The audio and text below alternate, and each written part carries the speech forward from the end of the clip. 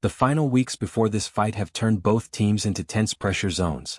Shakur Stevenson and Teofimo Lopez are training in very different ways, but they are both pushing hard for the same goal. I'm fighting a road runner. I'm the coyote. You chose me. I ain't choose you. You chose me. So I'm gonna tell you straight the F up. You can go back to 135. We'll send you back to lightweight. You still got your WBC belt.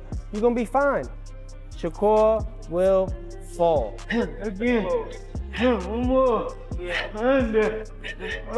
Teofimo Lopez starts his days early and with a clear goal, but not with the harsh pressure people often expect from top fighters.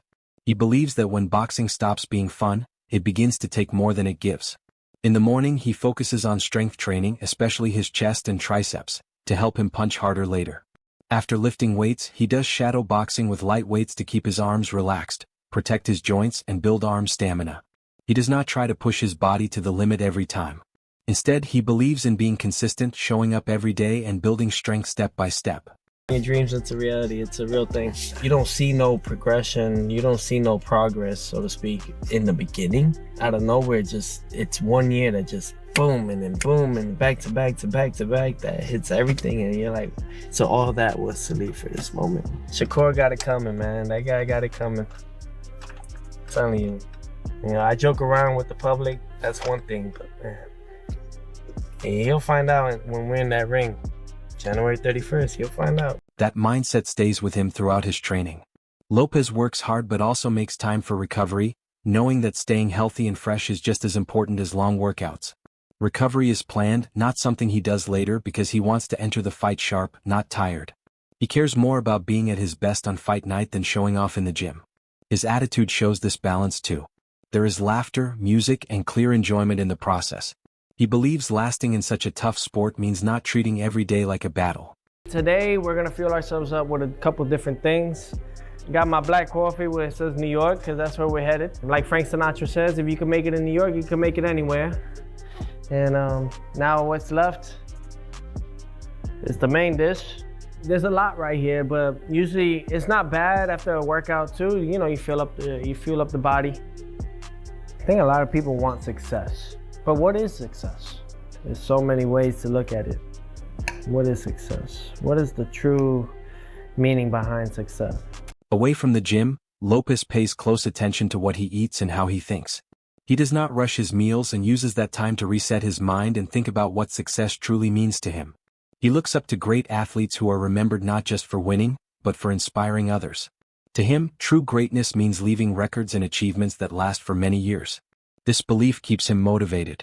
He sees his career as a long journey, not a short race, and wants his story to be remembered long after he is gone. You know, when you do that, you did that. I want to hang up my gloves one day where no one could reach the accomplishments for years. I'm talking about like half a century. It's going to take somebody 50 years from now to accomplish what I'm going to be doing. That's my mindset, you know?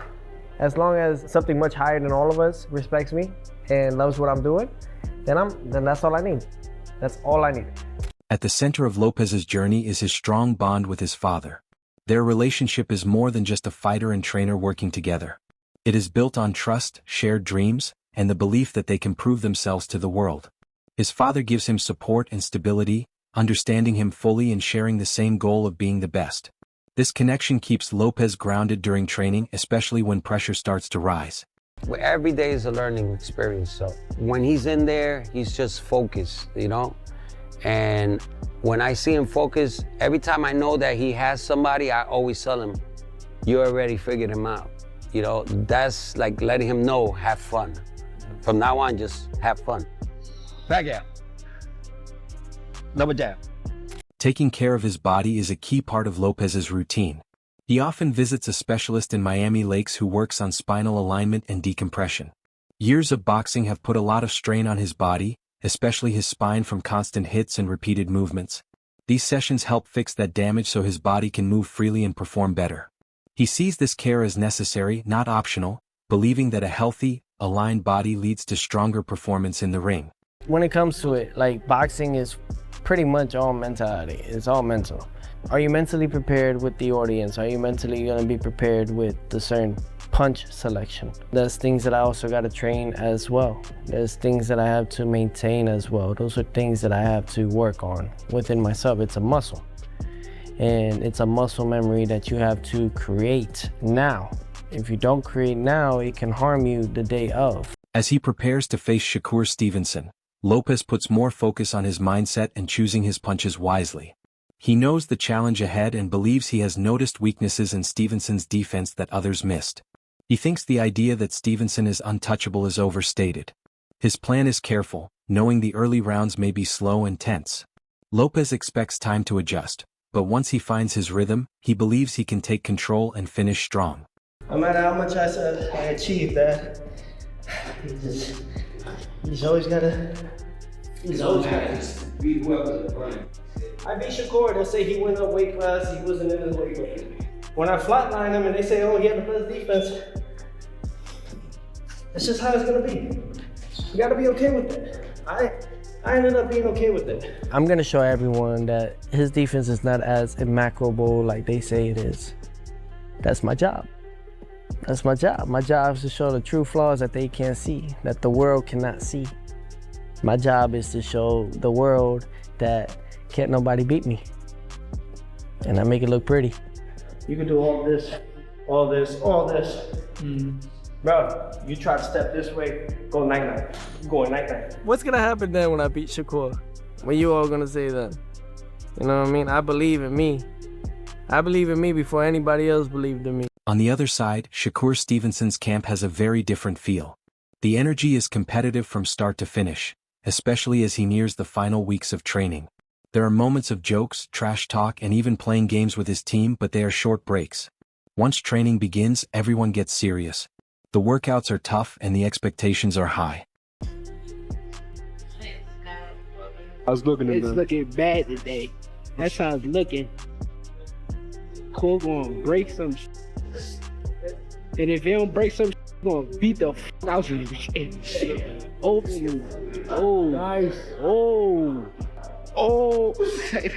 Good in reverse. We don't care who it is. We have no friend. Shakur, if his cousin get in the ring, he gonna get this smoke. If his brother get in the ring, he gonna get this smoke. We have no friend. Stevenson's training focuses a lot on fitness. His days are full of explosive drills, heavy bag work, and movement exercises to improve his timing and power. There is no room for doing things halfway. Every drill and round is important. His sparring partners aren't just practice. They are challenges to figure out, just like he will in the fight.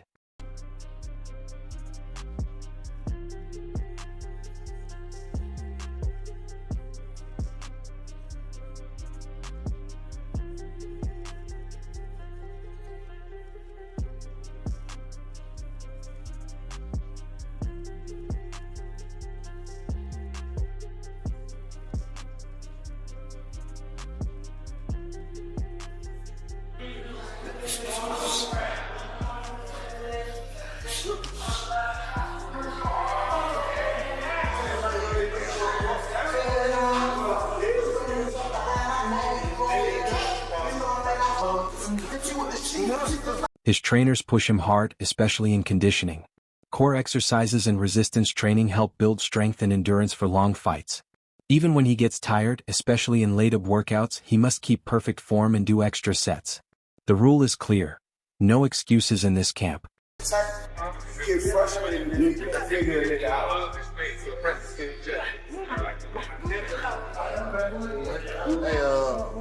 Hey, we got anybody for the other Cuban kids? Sure, you kicked up.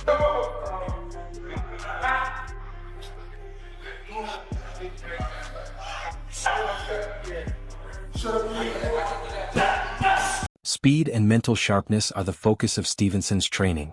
He wants to be faster than he has ever been. His camp shows this. Breaks are short and the schedule is strict. Coaches keep up the pressure so he can reach his best. Stevenson excels in this intense environment, which makes him believe even more that he is the best in his division. he got a lot of weaknesses though. He's a very good fighter, but I do see a lot of weaknesses. He's not gonna correct them overnight. It's gonna be the same Teo that we done seen 1,000 times before. He's gonna come out there trying to perform highly and I'm gonna take advantage of it. But as far as the weaknesses, I'm gonna keep them to myself. Outside voices have added more excitement to the build-up. Oscar de la Hoya, who knows both top-level fighting and promoting, sees Stevenson as a very tricky fighter. Stevenson's control of distance and skill with his lead hand has frustrated all his opponents. His defense and movement make him very hard to hit. Still, de la Hoya thinks this fight is interesting.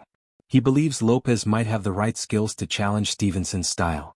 That's going to be a great, you know what, Teo's a hell of a fighter. I love Teo, but I love Shakur.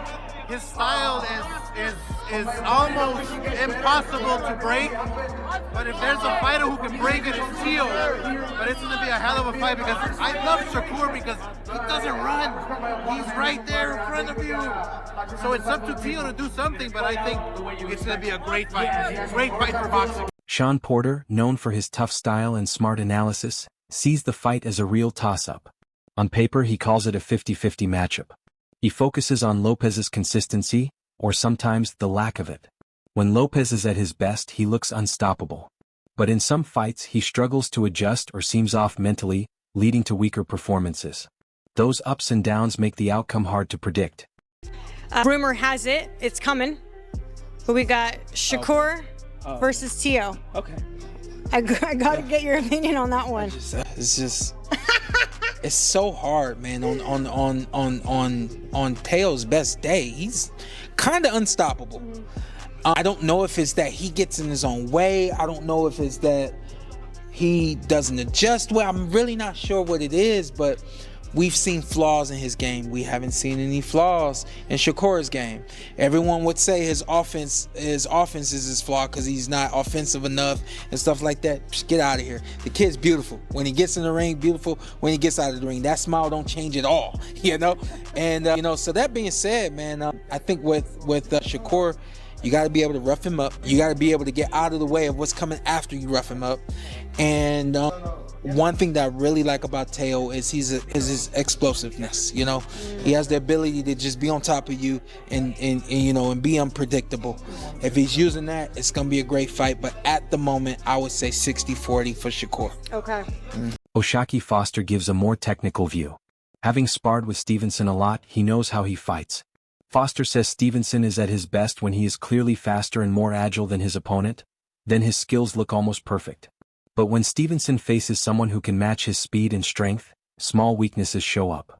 That makes this fight especially interesting. You said, my opinion on him and Teo? Yeah, do you think he beats him? Because essentially, if he beats him, I assume he would probably stay at 140 then. Nah, styles make fights. I don't know. I don't really see. I think that's a bad style matchup for Shakur. Really? You're like the 10th person that's told me this. I kid you not. Like, it's just because I know the obvious people will be like, Shakur's undefeated. He's a defensive fighter. Teo's kind of struggled with the boxer, but I've just talked to someone again today. Like, everyone favors kind of like Teo for some reason, just from what I've talked to. So why is that? Because you sparred Shakur, and I guess you would know better. So I mean, Shakur, he likes to be the most athletic guy in the ring. When he's not, he has problems. Shakur he's a right-hander fighting out of southpaw stance.